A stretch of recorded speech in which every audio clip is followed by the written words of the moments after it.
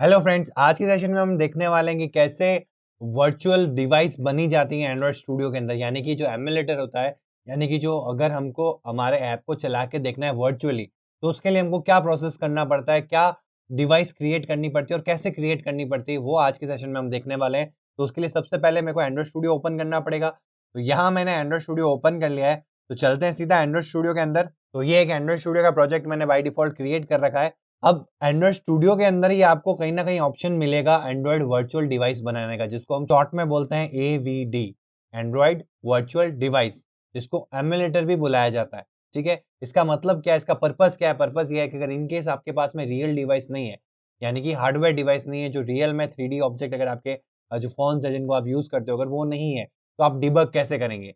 तो उस केस में हम क्या करते हैं, एंड्रॉयड वर्चुअल डिवाइस बनाते हैं और उस पे हमारे ऐप को जो है वो हम रन करके उसमें कोई एरर है तो उसको रिज़ॉल्व करते हैं और इस चीज़ का यूज़ करते हैं। मतलब कि एंड्रॉयड वर्चुअल डिवाइस को हम यूज़ करके ये चीज़ को हम मिनिमाइज़ कर सकते हैं अगर हमारे पास एक रियल डिवाइस नहीं है।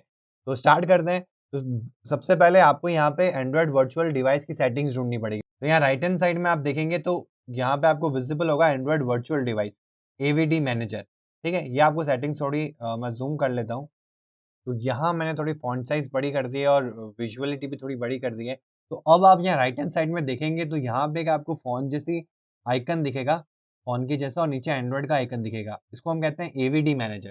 तो यहाँ पे आप क्लिक करेंगे तो यहाँ से आप जा सकते हैं और एक दूसरा तरीका और है, आपको टूल्स पे जाना पड़ेगा।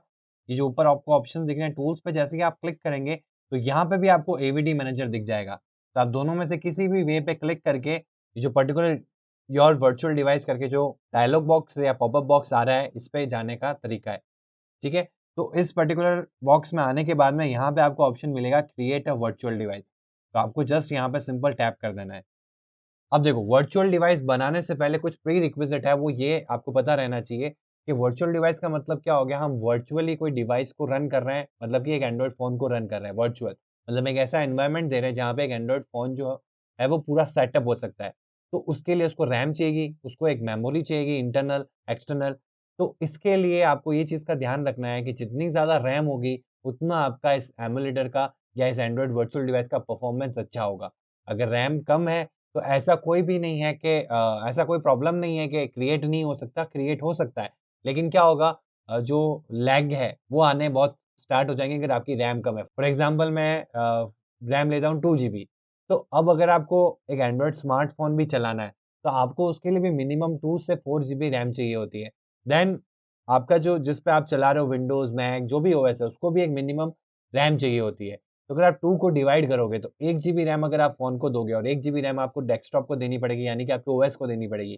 तो आपका जो ओएस की फंक्शनिंग है वो भी स्लो हो जाएगी और जो वर्चुअल डिवाइस चल रहा है वो भी इंटरनली उसकी भी फंक्शनिंग जो है वो स्लो हो जाएगी। तो जो लैगिंग है वो बढ़ जाएगी और कोई रीज़न नहीं है। ठीक है? अगर 4 जीबी रैम है तो थोड़ी कम हो जाएगी, 8 जीबी रैम है तो और कम हो जाएगी, 16 जीबी रैम है तो लैगिंग बहुत नेग्लिजिबल हो जाएगी।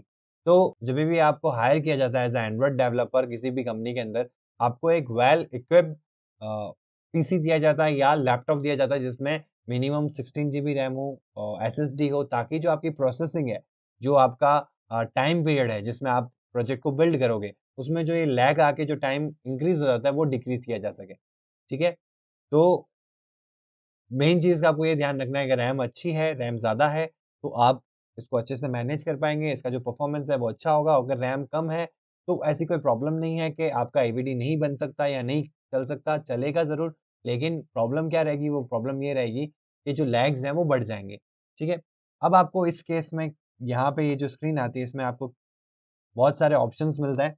अब वो ऑप्शंस देख लेते हैं क्या-क्या ऑप्शंस हैं। देखो तो यहाँ पे कैटेगरीज़ बता रहा है कि आपको जो वर्चुअल डिवाइस बनानी है वो किसके लिए बना रही है। अगर आप टीवी के लिए ऐप बना रहे हो तो टीवी का वर्चुअल डिवाइस बनाइए, उस पे सेट करके देखोगे।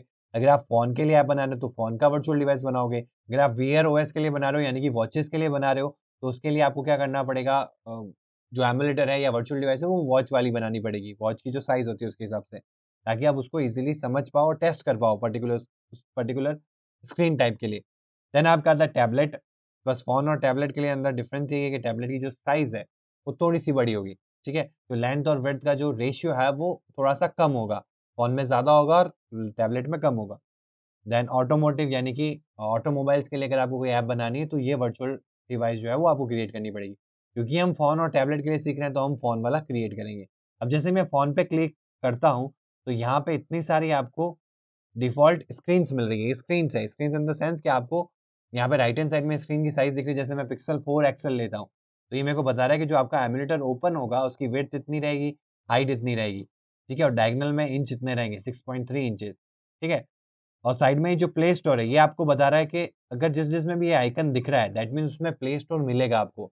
तो अगर आपको सारे फीचर्स यूज़ करने हैं अपने एमुलेटर के, तो आप ऐसा वाला एमुलेटर का स्क्रीन लेंगे जिसमें आगे प्ले स्टोर में ये साइन बना हुआ है, ठीक है? तो हम इसको सिलेक्ट कर लेते हैं पिक्सेल 4 को और यहाँ पे नेक्स्ट कर लेते हैं। नेक्स्ट करने के बाद में अब देखो कभी भी आप कोई वर्चुअल डिवाइस बना रहे हो, तो आपको एक सिस्टम इमेज चाहिए यानी कि एक ओएस इमेज या मैं कह सकता हूँ कि एक बूटेबल इमेज चाहिए होगी जो क्या करेगी उस पर्टिकुलर एनवायरनमेंट के अंदर आपके ओएस को सेटअप करेगी। तो ओएस को सेटअप करने के लिए ओएस फाइल तो चाहिए यानी सिस्टम इमेज तो चाहिए, सिस्टम फाइल। तो वही चीज़ यहाँ पे ये कह रहा है सेलेक्ट एन सिस्टम इमेज। तो यहाँ पे आपको क्या करना है, बहुत सारे यहाँ पे ऑप्शंस मिल रहे हैं ओएस के, जैसे नौगट हो गया, ओरी हो गया। मतलब 7 से पहले वाले नहीं मिल रहे हैं आपको। 7 हो गया, 8 हो गया, 9 हो गया पाई, फिर देन क्यू वर्ज़न है और अब जो आने वाला है वो आर, अभी कोई ऑफ़िशियल नेम नहीं आया तो आर यहाँ पे आ रहा है। इनके आगे डाउनलोड भी लिखा हुआ आ रहा है, ठीक है? तो अगर जो भी वर्ज़न आपको चाहिए, आप लेटेस्ट भी यूज़ कर सकते हैं, आप कोई पुराना भी अगर चलाना चाहे। अब पुराना का क्या कॉन्सेप्ट है वो मैं बताता हूँ। जैसे अगर आपका कोई ऐप है जो नौगट में क्रैश हो रहा है, मतलब नौगट जो भी नौगट यूज़ करता है वो आपकी ऐप को चलाता है तो कहीं न कहीं एक पर्टिकुलर जगह पे वो ऐप क्रैश हो जाती है।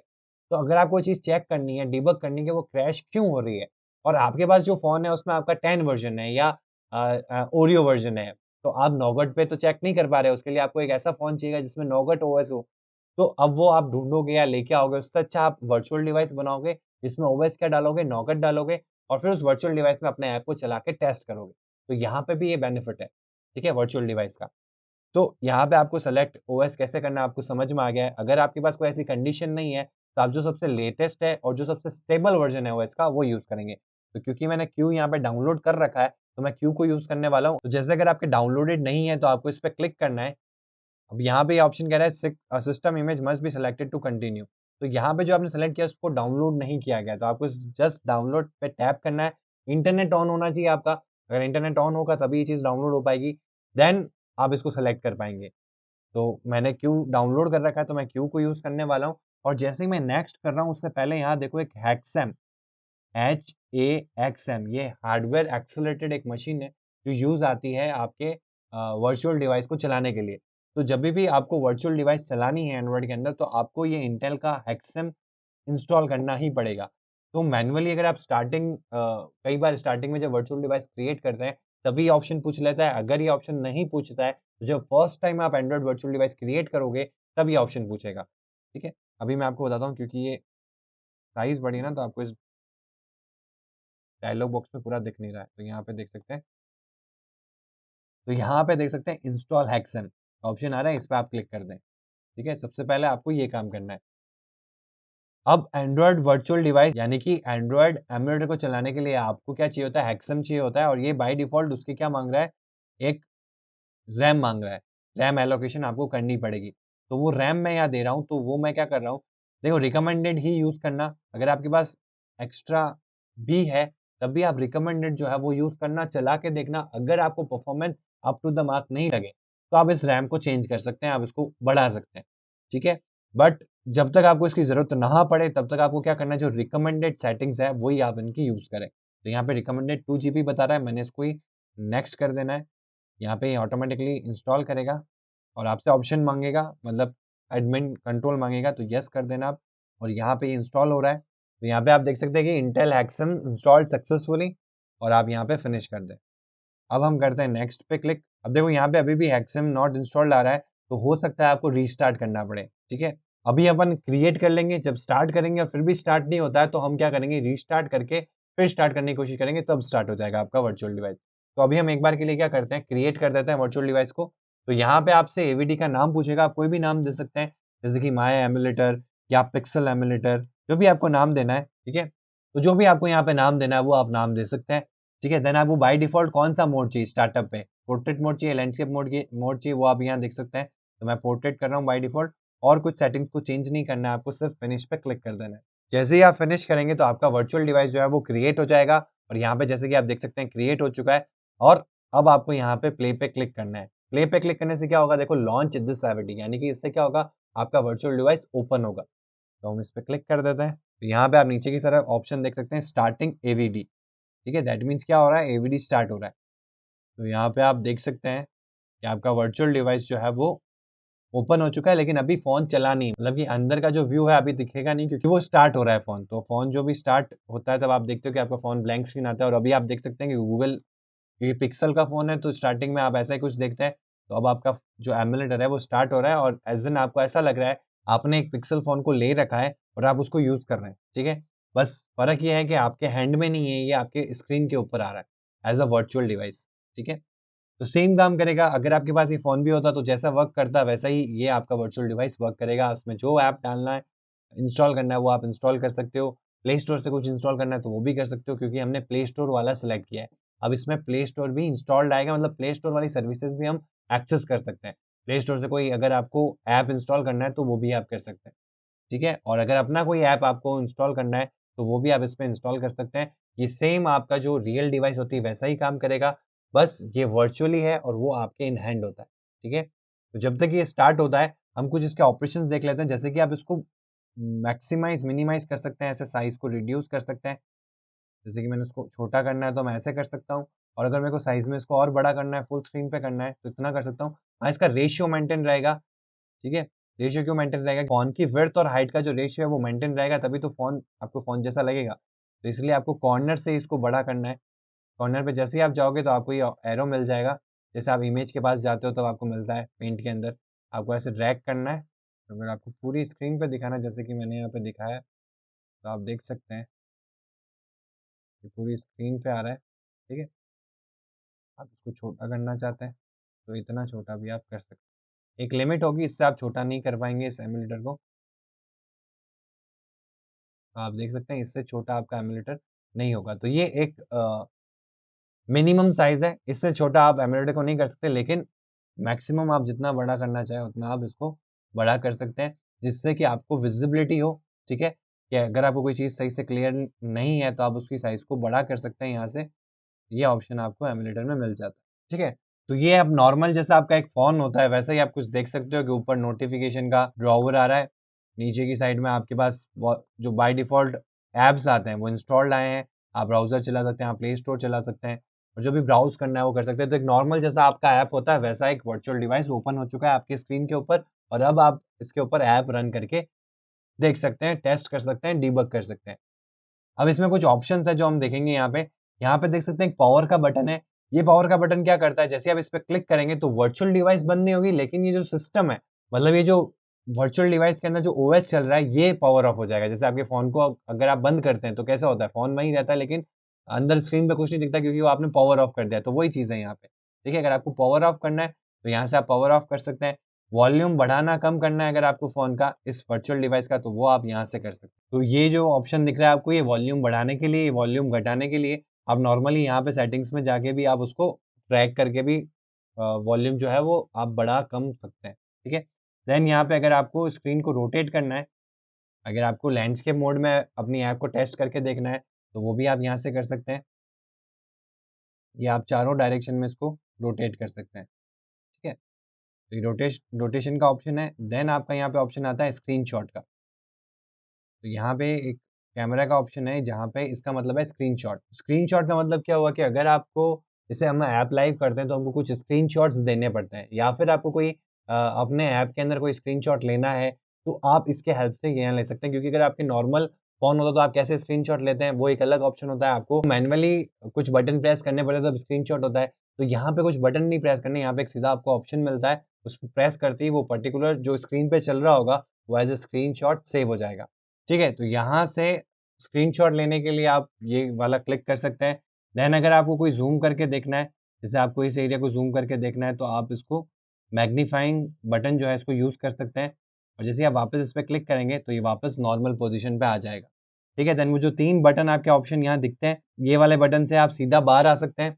इस वाले बटन का मतलब होता है बैक प्रेस करना, और इस वाले बटन का मतलब होता है जो स्टॉप वाला बटन है, इसका मतलब होता है जितनी भी रीसेंट ऐप्स ओपन है वो सारी यहाँ दिख जाएगी, जैसे कि नो रिसेंट आइटम्स, ठीक है? ये आप जो फ़ोन में यूज़ करते हो वही ऑप्शंस है सारे, तो वो यहाँ पे भी आपको दिख जाते हैं।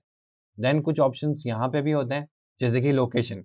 अब देखो इसकी कोई लोकेशन नहीं होती बाय डिफ़ॉल्ट, लेकिन अगर आपने कोई ऐसा ऐप बनाया है जिसमें आपको मैप का यूज़ है, ठीक है? तो आपको अपने जीपीएस, अगर आपने अपने ऐप में जीपीएस लगाया है, तो जीपीएस से क्या होगा, करंट लोकेशन फ़ेच करेगा, लेकिन आप उसको टेस्ट किस पे कर रहे हैं? मोस्टली केसेज़ में आपको टेस्ट करना है अपने फ़ोन के ऊपर, रियल डिवाइस के ऊपर। लेकिन अगर आप एमुलेटर पे टेस्ट करते हैं, तो आप जो यहाँ लोकेशन देंगे, जैसे मैंने यहाँ पे एक लोकेशन सेट कर दी, जैसे कि ये सेव पॉइंट, तो मैं सेट लोकेशन कर देता हूँ, ठीक है? तो ये जो लोकेशन मैंने यहाँ पे दी है, ये मेरी लोकेशन सेट हो गई। इन केस अगर जीपीएस ऑन होता है, तो मेरी जो लोकेशन मैप पे दिखेगी, मतलब एमुलेटर में जो पोज़ीशन दिखेगी, वो ये वाली दिखेगी जो मैंने यहाँ पे सेट करी है, ठीक है? तो ये मेरी जीपीएस पे लोकेशन दिखाएगा, मतलब मेरे एमुलेटर की लोकेशन दिखाएगा। ये आप चेंज कर सकते हैं, जो भी आप सेट कर सकते हैं। अब उसमें होगा क्या, टेस्टिंग कैसे होगी कि अगर जीपीएस ये वाली लोकेशन लाता है, दैट मीन्स कि वो सही वर्क कर रहा है। अगर कोई दूसरी लाता है या लाता ही नहीं है, दैट मीन्स जीपीएस सही वर्क नहीं कर रहा है, या जो आपने कोड यूज़ किया है जीपीएस को इंटीग्रेट करने के लिए, वो सही से एग्ज़ीक्यूट नहीं हुआ है। समझ में आया? तो यहाँ से आप अपने एमुलेटर का जीपीएस सेट कर सकते हैं, ठीक है? तो ये लोकेशन के लिए होता है। यहाँ पे आपको अगर अल्टरनेट कोई डिस्प्ले चाहिए, दूसरा डिस्प्ले लगाना है अगर आपको, तो यहाँ से आप चेंज भी कर सकते हैं अपने डिस्प्ले को। देन यहाँ पे नेटवर्क टाइप है जो आप चेंज कर सकते हैं। तो यहाँ पे आप जो नेटवर्क टाइप आपको दिख रहा है, मतलब इसको ऐसे समझिए कि यहाँ पे एक्चुअल में नेटवर्क का कोई सेंस नहीं है, क्योंकि आपके लैपटॉप में ना तो आपने कोई सिम लगा रखी है, तो कोई वो चीज़ नहीं है कि यहाँ पे कोई नेटवर्क आ रहा है। ठीक है, अगर ये इंटरनेट यूज़ कर रहा है, तो आपके लैपटॉप में अगर इंटरनेट मिलेगा, तो आपका जो वर्चुअल डिवाइस है वो भी इंटरनेट को एक्सेस कर पाएगा, नहीं तो नहीं कर पाएगा। ठीक है, तो यही सेटिंग्स क्यों है? ये सेटिंग्स सिर्फ़ ये टेस्ट करने के लिए कि अगर फ़ोन रियल फ़ोन होता, उसमें जीसीएम नेटवर्क होता, तो अगर आपको कोई सेल्युलर नेटवर्क पे कोई कॉलिंग करनी है, तो वो अगर आपने कोड कर रखा है कि भाई ये वाला अगर नेटवर्क से कनेक्टेड है, तो ये चीज़ हो, नहीं तो नहीं हो। फॉर एग्ज़ाम्पल अगर जियो ऐप को यूज़ करता है, मतलब जियो सिम को यूज़ करता है, तो जियो ऐप में ये चीज़ ट्रिगर होनी चाहिए, नहीं तो नहीं होगी। अगर आप एयरटेल यूज़ करते हो, तो वो चीज़ नहीं ट्रिगर होगी, जो एक जियो यूज़र के फ़ोन में होती है एंड्रॉइड के अंदर। तो किससे हो रहा है? उस ऐप के अंदर ये कोडिंग कर रखी होती है सेल्युलर नेटवर्क को चेक करने की। तो वो सारी चीज़ें आप यहाँ पे टेस्टिंग के लिए आपको ज़रूरत पड़ेगी। तो आप यहाँ पे जो नेटवर्क टाइप है, वो यहाँ पे आपको जो भी देना है, वो आप सेट कर सकते हैं। देन यहाँ पे आप ये भी सेटिंग्स कर सकते हैं कि रोमिंग है या होम है, सर्चिंग है, इमरजेंसी कॉल्स ओनली है, अनरजिस्टर करना है, तो वो भी आप यहाँ पे कर सकते हैं, ठीक है? ये सिर्फ़ टेस्टिंग पर्टिकुलर कि अगर कोई आप ऐप बनाते हो और वो एक रियल फ़ोन पे चलती है, मतलब कोई यूज़र उसको यूज़ कर रहा है, तो अगर उसके नेटवर्क नहीं आता है, तो आपने क्या कुछ कोड कर रखा है कि अगर ऐसी चीज़ मिलती है, दैट मीन्स नेटवर्क नहीं आ रहा है, तो वो चीज़ हमको टेस्ट करनी है। वो अगर हमारे पास रियल डिवाइस नहीं है, तब भी हम ये टेस्ट कर सकते हैं, ये सेटिंग्स में यहाँ रख के, ठीक है? जैसे अनरजिस्टर्ड है, तो क्या होगा अगर कोई मेरी ऐप चलाएगा तो? तो उस केस में मेरे को जो कोड को टेस्ट करना है, तो वो अगर मैंने कोड में कर रखा है और मैं एमुलेटर पे टेस्ट करना चाहता हूँ, तो मेरे को यहाँ पे अनरजिस्टर्ड वाला जो कॉलम है वो करना पड़ेगा, देन ऐप को चलाऊँगा और वो ट्रिगर होता है कि नहीं होता है, ये मेरी टेस्टिंग हो जाएगी, ठीक है? तो यहाँ पे आपको ये सारे ऑप्शंस मिल जाएँगे नेटवर्क से रिलेटेड। देन आपकी बैटरी से रिगार्डिंग यहाँ पे मिल जाएगा। आपको जो भी चार्ज लेवल देना है यहाँ पे आप दे सकते हैं, ठीक है? चार्जिंग में रखना है, जैसे कि अभी नॉट चार्जिंग, अगर आप चार्जिंग कर दोगे, तो जब आप नेक्स्ट टाइम स्टार्ट करोगे, तो बाय डिफ़ॉल्ट वो चार्जिंग वाला जो आइकन है वो बना हुआ आएगा, ठीक है? देन कैमरा का जो यूज़ है, इस कैमरे के अंदर आप वर्चुअल इमेजेस लगा सकते हैं। Virtual images in the sense कि जैसे इसका कैमरा ओपन होगा, तो एक एनिमेटेड इमेज भी हो सकती है और एक नॉर्मल स्टैटिक इमेज भी हो सकती है। क्योंकि हम यहाँ पे अगर रियर व्यू कैमरा ओपन करेंगे, तो कैमरा ओपन नहीं होगा क्योंकि एक वर्चुअल डिवाइस है। तो वहाँ पे एक इमेज ओपन होगी, देन अपन बटन पे प्रेस करेंगे तो वो इमेज क्लिक हो जाएगी। तो वो इमेज कौन-सी होगी? जो उस पर्टिकुलर जो हमने इमेज बाय डिफ़ॉल्ट सेट कर रखी है, ठीक है? तो ये आपको जब आप इसको virtual device as a main device use करोगे टेस्टिंग के लिए, तब आपको ये सारे ऑप्शंस ज़रूरत में आएँगे या आ सकते हैं, ठीक है? बाकी नॉर्मली अगर आपको टेस्टिंग करनी है, तो इन सब की कोई ज़रूरत नहीं है। जैसे आपको अपने फ़ोन नंबर रखने हैं, जैसे यहाँ से अगर आप कॉल करेंगे, तो आप यहाँ देख सकते हैं कि कॉलिंग आ रहा है, ठीक है? लेफ्ट हैंड साइड में, इनकमिंग कॉल, डिक्लाइन, मतलब कॉलिंग के वक़्त आपका कैसा इंटरफ़ेस आएगा, या आपने कोई ऐसी ऐप बनाई है जो कॉलिंग को हैंडल करती है, कॉलिंग इवेंट को हैंडल करती है, तो आपको देखना है कि आपकी ऐप ट्रिगर करती है कि नहीं करती है, तो आप यहाँ से टेस्ट कर सकते हैं। ठीक है? मैसेजिंग का कोई हैंडल कर रखा है, जैसे कि मैं सेंड मैसेज करता हूँ, तो यहाँ पे मैसेज पॉपअप हो जाना चाहिए। यहाँ पे आप देख सकते हैं मैसेज पॉपअप हो चुका है। तो अगर आपकी ऐप में ऐसा काम कर रखा है कि वो मैसेजिंग इवेंट को हैंडल करती है, तो क्या वो ये चीज़ कर पा रही है कि नहीं कर पा रही है? तो ये मैं टेस्ट कर पाऊँगा इस चीज़ों से, ठीक है? अगर आपने ऐसा कुछ कर रखा है। तो यहाँ पे आप ये डायरेक्शनल पैड है, ये किसके लिए होता है? जैसे आपने कोई ब्राउज़र ओपन कर रखा है और अगर आपको ब्राउज़र में एज़ अ माउस का जो रोल होता है, वो आप एज़ अ डायरेक्शनल पैड को यूज़ कर सकते हैं। बट यहाँ पे प्रॉब्लम क्या है, this emulated device does not support the directional pad. आप यहाँ पे पैड का एक ऑप्शन देख सकते हो, डिसेबल्ड है, बट आप यहाँ देख सकते हो जैसे मैं इस पे प्रेस करूँगा तो क्लिक होगा, इस पे क्लिक करूँगा तो जो एरो है वो मतलब यहाँ पे एक एरो बना हुआ आएगा इस पर्टिकुलर स्क्रीन के ऊपर, वो लेफ्ट जाएगा, राइट जाएगा। जैसे-जैसे मैं यहाँ पे इस डायरेक्शनल पैड पे क्लिक करूँगा, वैसे-वैसे वहाँ पे स्क्रीन पे मूव होगा, ठीक है? तो ये कहाँ काम आता है? ये काम आता है जैसे कि अगर आपने ब्राउज़र चलाया और ब्राउज़र में ऐसी ऐप ओपन करी जो आपकी मोबाइल ओरिएंटेड नहीं है, यानी मोबाइल डिज़ाइन नहीं है, जो कि बूटस्ट्रैप से बनाई जाती है, वो नहीं है। तो आपको क्या करना पड़ता है, स्क्रॉल करना पड़ता है, अगर आपने देखा होगा मोबाइल के अंदर। तो मोबाइल में तो आपके पास थंब होता है, तो आप ऐसे स्क्रॉल कर सकते हैं। लेकिन यहाँ पे आपको बार-बार ऐसे पकड़ के स्क्रॉल करना पड़ेगा। इससे अच्छा हम क्या कर सकते हैं, डायरेक्शनल पैड को यूज़ कर सकते हैं और अगर आपको इधर जाना है, तो ये इधर ले जाएगा, लेफ्ट हैंड साइड में जाना है, तो ये वाला एरो लेफ्ट में ले जाएगा, अगर आपको ऊपर जाना है, तो ये ले जाएगा, नीचे की तरफ जाना है स्क्रीन के अंदर, तो ये ले जाएगा और फिर किसी पे क्लिक करना है, तो आप इससे क्लिक कर सकते हैं। तो ये डायरेक्शनल पैड का यूज़ है। देन माइक्रोफ़ोन, तो माइक्रोफ़ोन में आप अनेबल कर सकते हैं माइक्रोफ़ोन अगर आपके पास कोई भी हेडफ़ोन अगर आपने क्लिक कर रखा है, जो भी माइक्रोफ़ोन लैपटॉप के लिए यूज़ हो रहा है, वो एज़ अ वर्चुअल डिवाइस में भी यूज़ हो जाएगा, ठीक है? देन फिंगरप्रिंट, यहाँ पे आपको फिंगरप्रिंट का यूज़ करना है।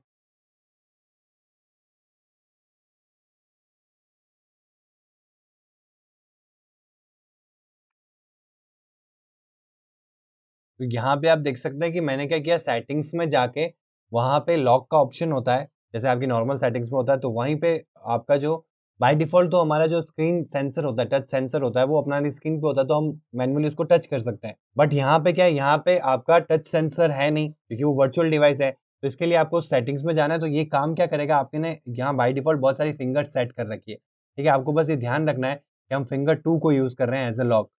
तो अब यहाँ पे मैं टच स्क्रीन पे कर रहा हूँ, तो यहाँ पे देखो वो सेटिंग स्टार्ट हो रही है, ठीक है?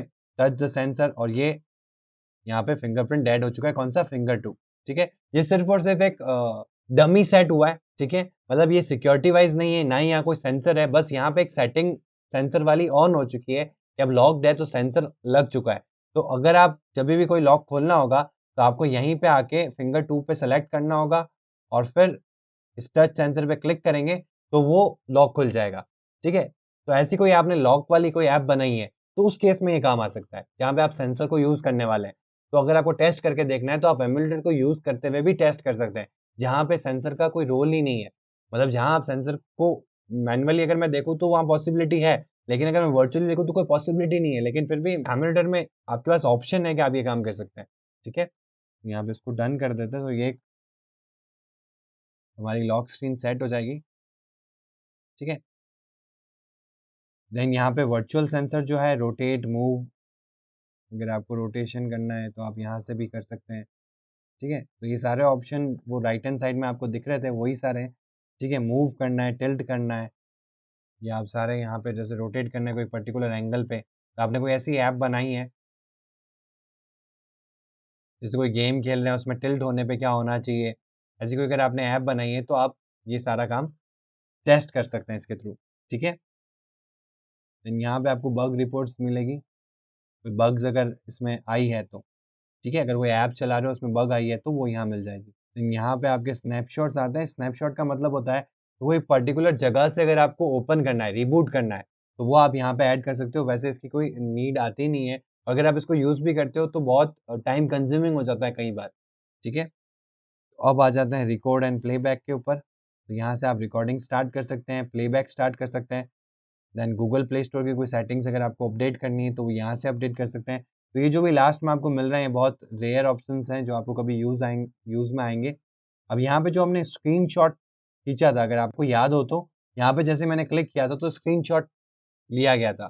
तो वो स्क्रीनशॉट कहाँ सेव हुआ है? तो यहाँ देखो सेटिंग्स में आ रहा है स्क्रीनशॉट सेव लोकेशन। तो आप यूज़र्स में डेस्कटॉप में जाके देखेंगे तो डेस्कटॉप पे ये पड़ी है। डेस्कटॉप पे हम देखते हैं, तो ये देखो ये रहा स्क्रीनशॉट। तो जो हमने उस समय स्क्रीनशॉट लिया था, वो आप यहाँ पे जो लोकेशन है वो चेंज कर सकते हैं। जैसे बाय डिफ़ॉल्ट अभी डेस्कटॉप कर रखा है, आप कोई भी स्क्रीनशॉट नाम का फ़ोल्डर अपनी पिक्चर्स में बना सकते हैं, मोबाइल स्क्रीनशॉट या एमुलेटर स्क्रीनशॉट करके और उसमें सेव करवा सकते हैं। जितने भी स्क्रीनशॉट्स आप लोगे, वो एक पर्टिकुलर फ़ोल्डर में वहाँ सेव होते रहेंगे। तो ये आप देख सकते हैं कि ये जो स्क्रीनशॉट उस समय लिया था, ठीक है? तो ये काफ़ी सारे ऑप्शंस आपको यहाँ मिल जाते हैं एमुलेटर के अंदर। तो ये सारे ऑप्शंस से आपके एमुलेटर के अंदर आपको मिल जाते हैं। तो आज के सेशन में हमने देखा कि कैसे एंड्रॉइड एमुलेटर क्रिएट किया जाता है, यानी कि कैसे आप एंड्रॉइड वर्चुअल डिवाइस क्रिएट कर सकते हैं एंड्रॉइड स्टूडियो के अंदर, क्या फीचर्स होते हैं उसके, क्या ऑप्शंस मिलते हैं एंड्रॉइड वर्चुअल डिवाइस के अंदर और क्यों क्रिएट किया जाता है, पर्पस क्या होता है एंड्रॉइड वर्चुअल डिवाइस क्रिएट करने का। तो वो सारे आज के सेशन में हमने कवर किया। आज की क्लास के लिए इतना ही। Thank you.